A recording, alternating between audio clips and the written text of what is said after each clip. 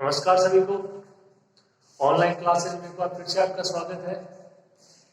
चलिए शुरू करते हैं आज की क्लास।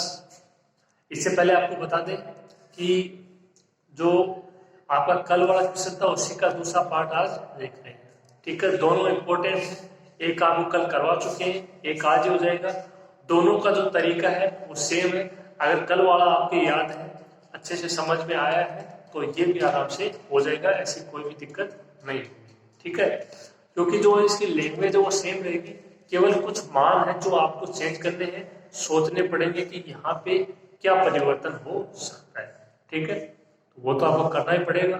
ठीक है, देखिए स्टार्ट करते हैं। अक्सर का मान जो दिया गया था वहां पे इसमें अंतर है।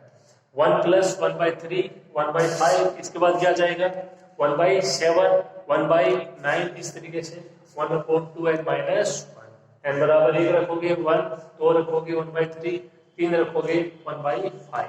ठीक है, तो सबसे पहले यहाँ से क्या करेंगे, आपको मान निकालना है अक्स n प्लस p का, और उसका मान लिखोगे कैसे वो आपको अच्छे से बता दिया है मैंने। ठीक है, ऐसा नहीं कि इसके जाके जस्ट बाद रख दोगे। पी का मान कुछ भी हो सकता है, पी बिलोंग्स टू कैपिटल है, तो पी बराबर 1, 2 और फिर लास्ट में पी। ठीक है, देखिए शुरू करते हैं।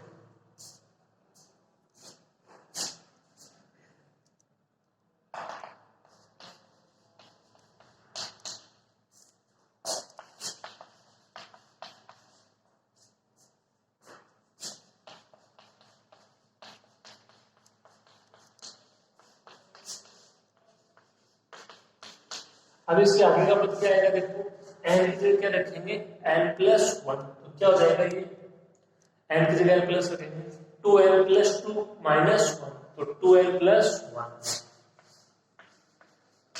और अगर आप लोग वैसे सोच सको तो देखो 1/3, 1/5, फिर 1/7 अपॉन में मानो में 2 का गैप है, 2n-1 और इसके बीच में 2 का गैप है नहीं है, यानी 3 के बाद 4 आता है, छोड़ दो उसको 5। यहाँ पे 1/1 समझिए 1 आएगा, फिर 2 को छोड़ दिया 3। 2n-1 के बाद क्या आएगा 2n, छोड़ दो 2n+1, 2n+1 के बाद में 2n+2 छोड़ दीजिए, फिर क्या जाएगा 2n+3। ठीक है,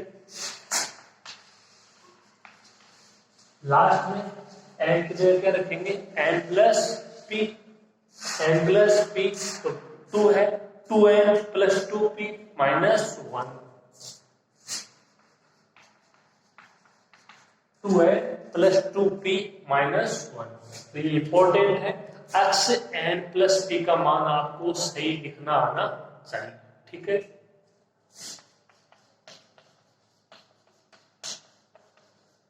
इसके बाद मान ज्ञात करेंगे x n+p - x n का।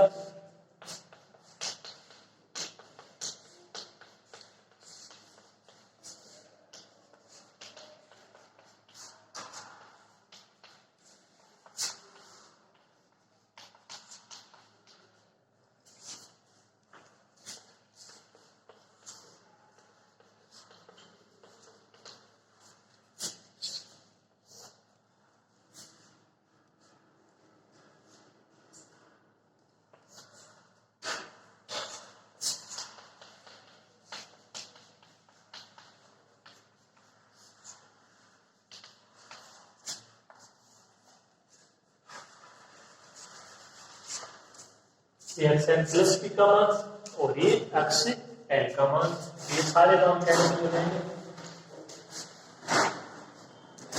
मान रखेंगे केवल 1/2n+1 से लेके 1/2n+2p - 1। ये बात सेम है कल वाले से।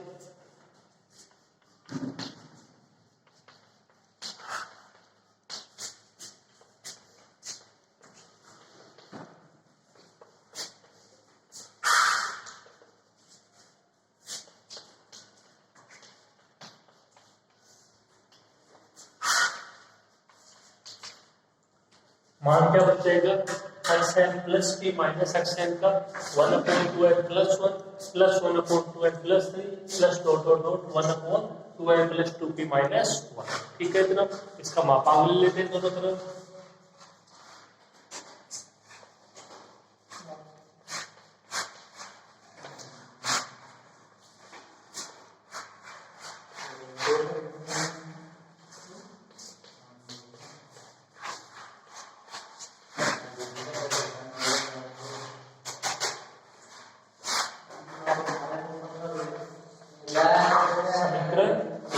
ठीक है, यहाँ पे लिखो इसको।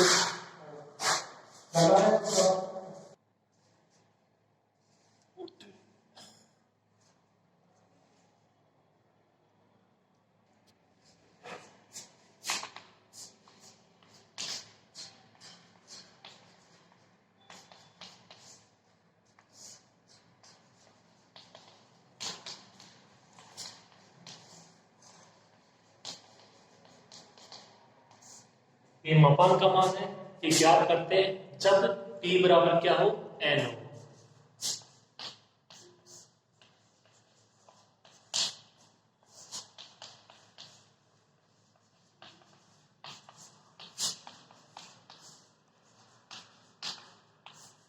तो जब p बराबर n होगा तो 2n plus 2n 4n minus 1।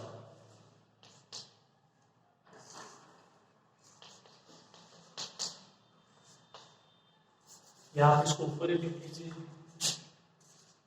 यहाँ पे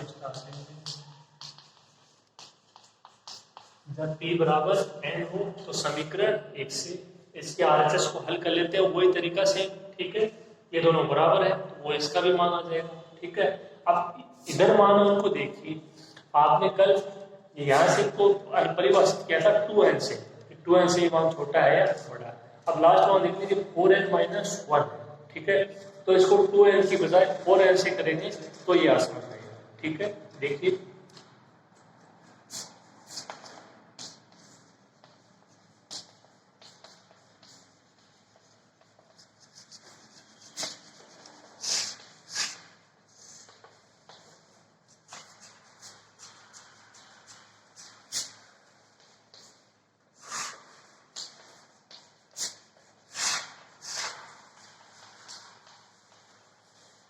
इसको परिभाषित करो किससे, 4n से। ठीक है, कल वाले को किया था किससे, 2n से, आज वाले को 4n से। तो देखिए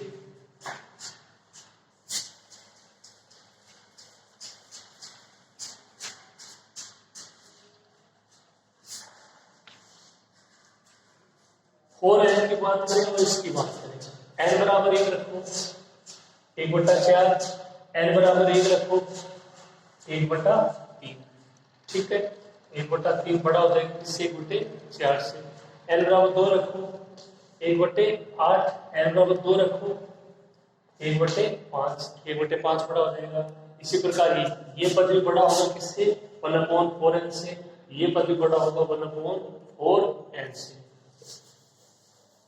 इसमें देख लो n बराबर 1 रखोगे तो वहां से तो फिक्स 1/4 ही आएगा, ये तो फिक्स है। यहां से n बराबर 1 रखो, 1/5, तो यहाँ पे इसके लिए ये हो गया। ठीक है, n बराबर 2 रखिए, 1/8, हो सकता है किन्हीं मानों के लिए ना हो, ये कंडीशन आज कल भी हुई थी। n बराबर 2 रखोगे 1/7, आपकी बार ये बड़ा हो जाएगा। n बराबर 3 रखोगे 1/12, n बराबर 3 रखोगे 1/9। ठीक है, इस तरीके से ये हो जाएगा आसानी से। इसको देख लीजिए, n बराबर 1 रखो 1/4, n बराबर 1 रखो 1/3, n बराबर 2 रखो 1/8, n बराबर 2 रखो 1/7। इस तरीके से कहने का मतलब है ये सारे पद हैं, जो ये पद है इनसे क्या है, बड़े हैं, तो इनका योगफल भी क्या होगा, इनसे बड़ा। क्या हो जाएगा संबंध, 1/2n + 1 + 1/2n + 3 plus dot dot dot 1/4n - 1 का मापांक greater than 1/4n + 1/4n plus dot dot dot 1/4। ठीक है, इतना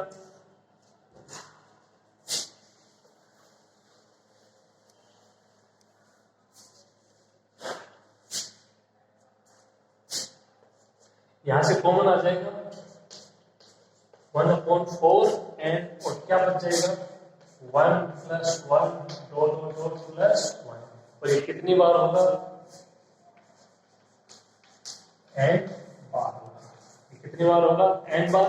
इसका योग n less than 1/4n into n से n कैंसिल ग्रेटर देन 1/4। तो क्या है देखिए मान,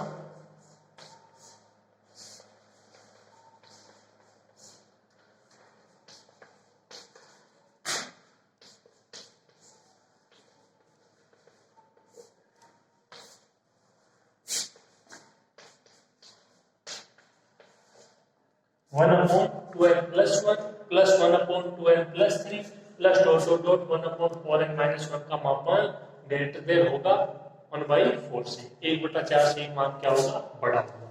ये मान किसके बराबर है? इसके बराबर है, ठीक है। और ये मान किसके बराबर है? xn+p माइनस xn, जहां पे p बराबर क्या है? n। यानी x2n - xn का मापांक वो बड़ा हो जाएगा किससे? 1/4 से। ठीक है, समझ में आ रहा होगा आपको? लिखिए इसको।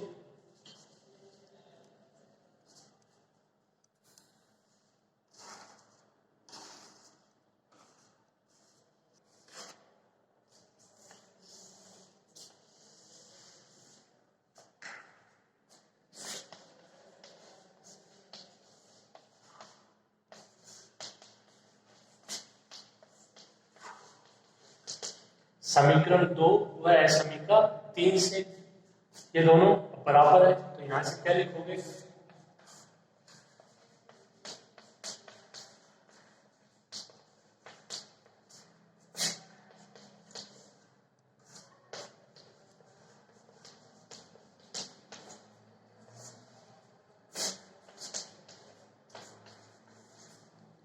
ये दोनों बराबर है।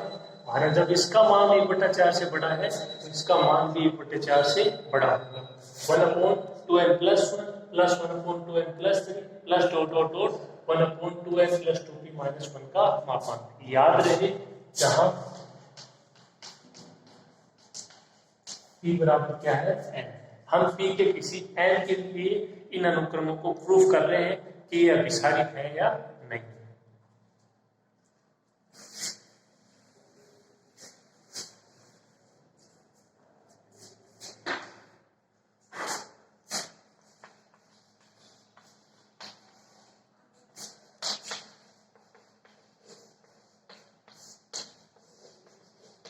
समीकरण 2 वह समीकरण 4 से ये किसका मान था? ये मान था xn+p माइनस xn के मापांक का मान था, ठीक है। और इसका मान है वो 1/4 से बड़ा है, तो मतलब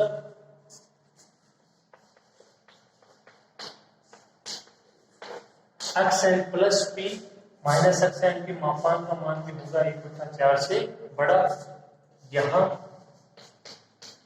p बराबर क्या है? n है। यहां से क्या हो जाएगा?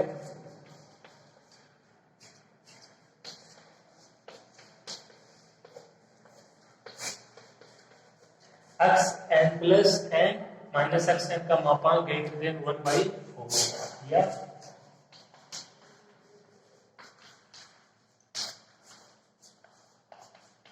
क्या आ जाएगा?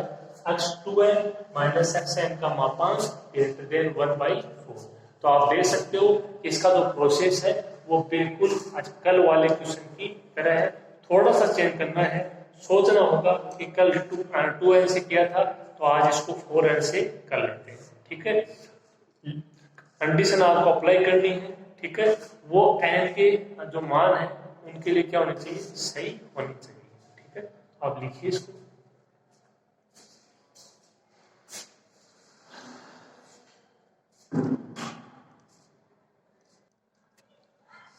अब देखिए अपने पास मान आ गया x2n माइनस xn का मापांक ग्रेटर देन 1/4। अब आपको पता है यहां से आपको कंडीशन लेके आनी है x2n माइनस xn का मापांक ग्रेटर देन एप्सिलॉन। वो उसकी विपरीत हो जाएगी अभिसारी अनुक्रम की, तो xn अभिसारी अनुक्रम नहीं है। उसके लिए आपको दिखाना होगा कि 1/4 है वो एप्सिलॉन से बड़ा है। और ऐसा हो सकता है क्योंकि एप्सिलॉन का मान क्या है? 0 से बड़ा है, तो आप 0 और 1/4 के बीच में मान ले सकते हो आसानी से एप्सिलॉन का, जो कि कल वाले में लिया था एप्सिलॉन का मान 0 और 1/2 के बीच में, ठीक है। कंडीशन होनी चाहिए सेटिस्फाई अपनी कि एप्सिलॉन का मान है वो 0 से बड़ा होना चाहिए। तो वो कंडीशन हो रही सेटिस्फाई। अब मान है वो अपन किसी से भी छोटा ले सकते हैं, बस वो कंडीशन है कि उसका मान 0 से बड़ा होना चाहिए। तो वो ठीक है, उसमें कोई दिक्कत ही नहीं है अपने, ठीक है। उसके मान आप किसी भी तरीके से डिफाइन कर सकते हो, ओके। जैसे कल वाले में 1/2 से किया था, आज वाले में क्या हो जाएगा? 1/4 से, ठीक है। देखिए आगे।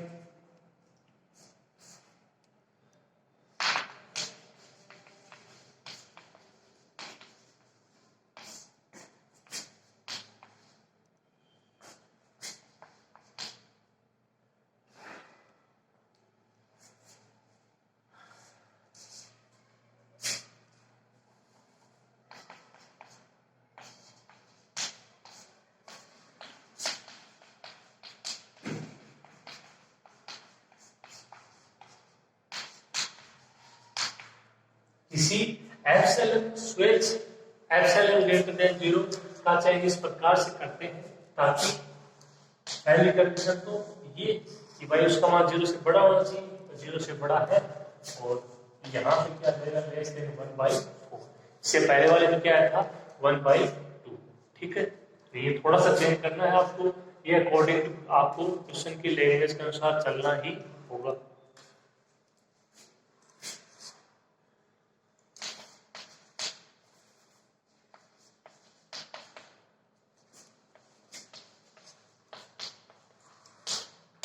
क्या हो जाएगा x2n माइनस xn का मापांक ग्रेटर देन 1/4, ठीक है, ग्रेटर देन एप्सिलॉन।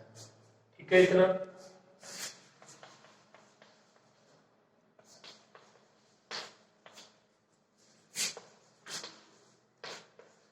या x2n माइनस xn का मापांक ग्रेटर देन एप्सिलॉन, समीकरण 5 है, समीकरण 5 और n greater than equal to n 0। अब आप वही बात कि आपको प्रूफ किससे करना है, कोशी के अभिसरण के सामान्य सिद्धांत से। उसका स्टेटमेंट क्या था कि प्रत्येक कोशी अनुक्रम अभिसारी अनुक्रम होता है और प्रत्येक अभिसारी अनुक्रम कोशी अनुक्रम होता है।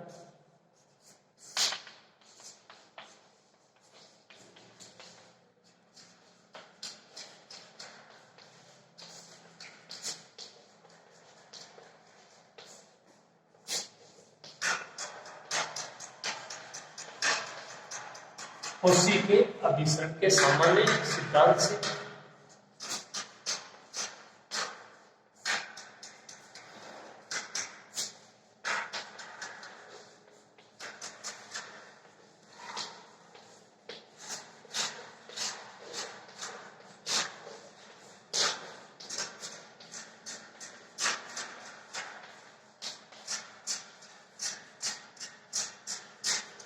प्रत्येक कोशी अनुक्रम एक अभिसारी अनुक्रम होता है, या आप इसको ऐसे भी लिख सकते हो, प्रत्येक अभिसारी अनुक्रम कोशी अनुक्रम होता है।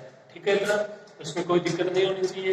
अब यहाँ से आपको इसको डिफाइन करना है, वही कंडीशन लिखनी है आपकी कि भाई प्रत्येक अभिसारी अनुक्रम कोशी अनुक्रम होता है। ठीक है, तो वही condition xn plus p minus xn का मापांक लेस देन एप्सिलॉन। ठीक है, अभिसारी होने के लिए वो होना चाहिए, जहाँ पे p बराबर n, और इसकी क्या आ जाएगी विपरीत कंडीशन। ठीक है,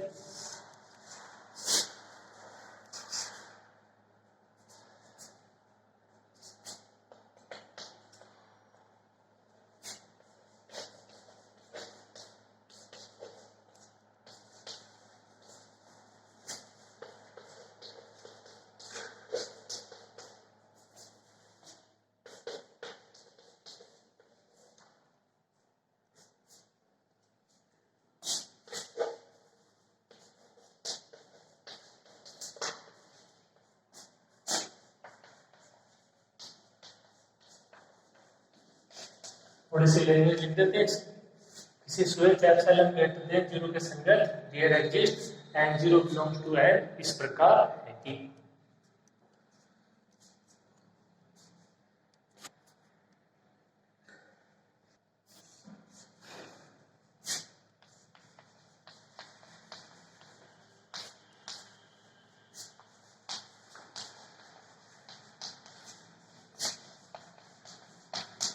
कंडीशन लिखनी है खाली आपको, जो कि आपको पता है xn plus p minus xn का मापांक लेस देन एप्सिलॉन और n greater than equal to n0 p belongs to n।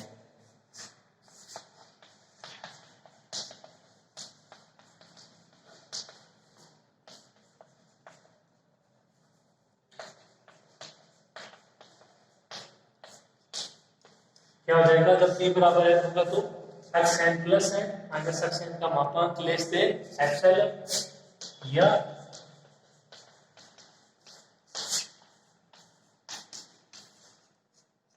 x2n minus xn का मापांक लेस देन एप्सिलॉन।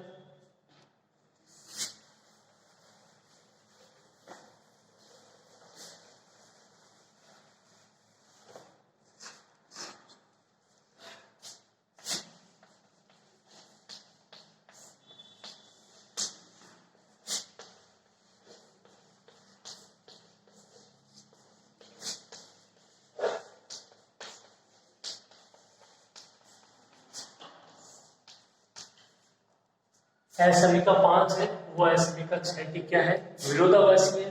जबकि यदि अनुक्रमक से अभिसारी अनुक्रम होता तो क्या होना चाहिए था, x2n माइनस xn का मापांक लेस देन एप्सिलॉन।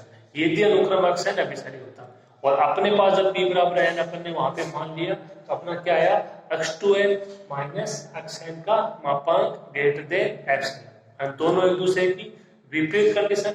इसका मतलब जो आपने हल किया असमिका 5, वो जो अनुक्रमक सेन का मान दिया गया था उसको लेके हल किया, ठीक है। वो जो समीका 5 है वो क्या है, गलत है, ठीक है।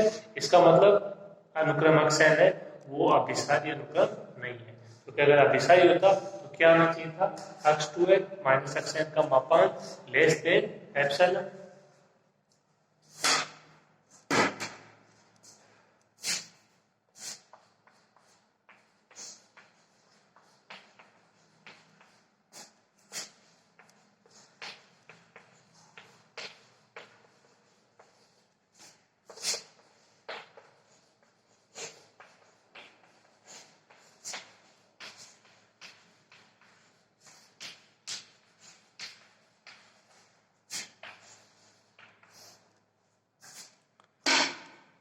तो दिया गया अनुक्रम x एक अभिसारी अनुक्रम नहीं, ठीक है।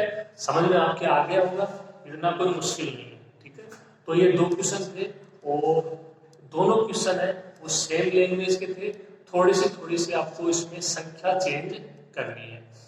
और ये जो दूसरा वाला है ये शायद 2-3 बार राजस्थान यूनिवर्सिटी में पूछ लिया गया है, ठीक है। तो इन दोनों क्वेश्चनों में अब कोई दिक्कत नहीं होनी चाहिए। मुश्किल से इसके 1-2 सवाल और बचे होंगे, फिर ये यूनिट आपकी यहाँ पे समाप्त होती है, ठीक है। उम्मीद है आपको समझ में आ रहा होगा। देखो इस यूनिट में कुछ परेशानियां तो हुई होंगी क्योंकि थोड़ा सा टफ पेपर है। और टफ क्या है, ये बीएससी जो आपकी first year second year final तीनों क्लासेज है उनका सबसे टफ पेपर है। एक यहाँ पे मिलेगा, एक फाइनल में मिलेगा। इनमें क्या है कि कैलकुलेशन ना होकर केवल थ्योरेटिकल बातें हैं, परिभाषाएं हैं, थ्योरम है, उनको प्रूफ कीजिए। सोचना ये है कि क्या जो कंडीशन अपन लिख रहे हैं वो दी गई परिभाषाओं के अकॉर्डिंग सही है या नहीं, ठीक है।